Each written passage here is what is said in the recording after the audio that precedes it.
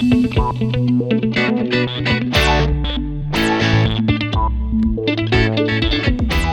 pwede na to, pwede na to. Sige, dali na sa kiskisan yan. May namisa ako na rin yan. Pero buhat.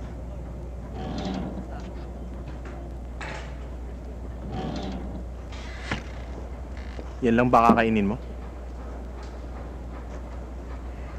Hindi naman ako gutom eh. At saka, sabi sa center, masama daw kung masyado akong tataba. Sinabi rin ba nilang tipirin mo pagkain mo? Eh, wala namang sustansya yan. Halika, samahan mo ako. Ayoko kasi kumain mag-isa eh.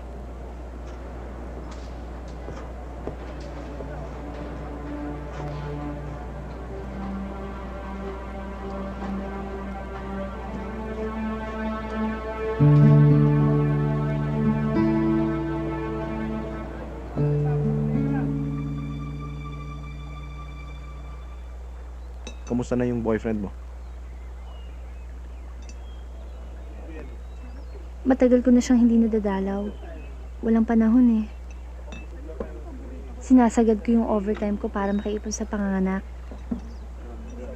Malayo nga pala yung munting lupa, no? Nandiyan pa siya sa provincial jail.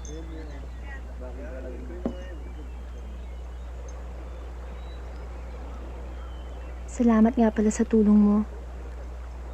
Wala yon. Hindi. Malaki yung tulong mo sa akin.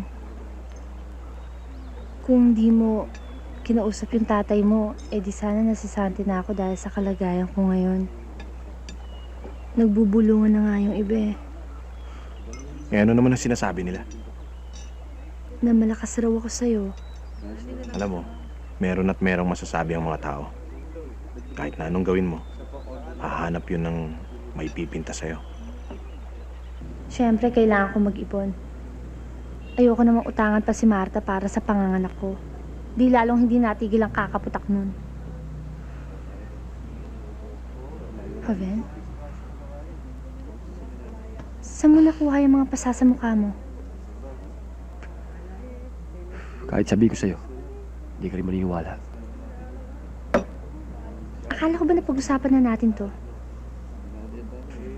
Na magpapakatino ka dito para mabilis ang paglabas mo sa bilangguan.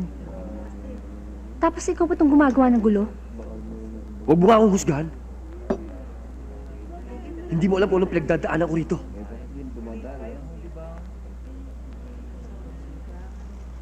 Impyerno rito.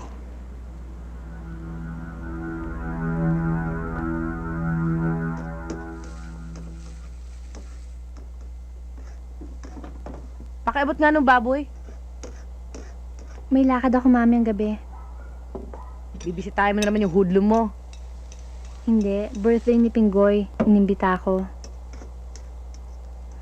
Hindi lang ako. Marami kami namamasukan sa rice mill na inimbita niya. Alam mo, tanga kang talaga.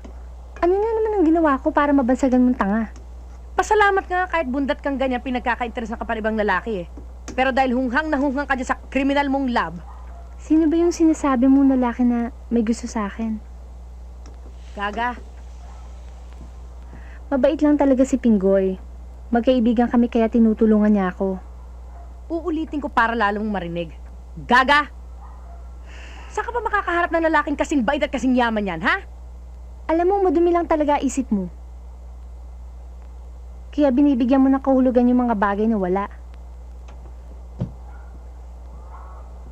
Oh, kamusta kayo? Kain lang kayo ng kain, ha? Oh. Nagtitipid ka na naman sa pagkain, ha? Hindi. Sobrang ang dami ng pagkain eh. Nasaan ba yung mga ibang mga bisita? Wala, tayo-tayo lang. Wala na akong ibang inimbita. Bakit? Lena, bakit? Mga anak na yata ako. Tay, mga anak na yata, tay. Ako pa naman nervyoso. Talo mo pa yung mga anak. Ala, dalhin nyo na sa ospital yan. Sige. Oh, tulungan niyo ako.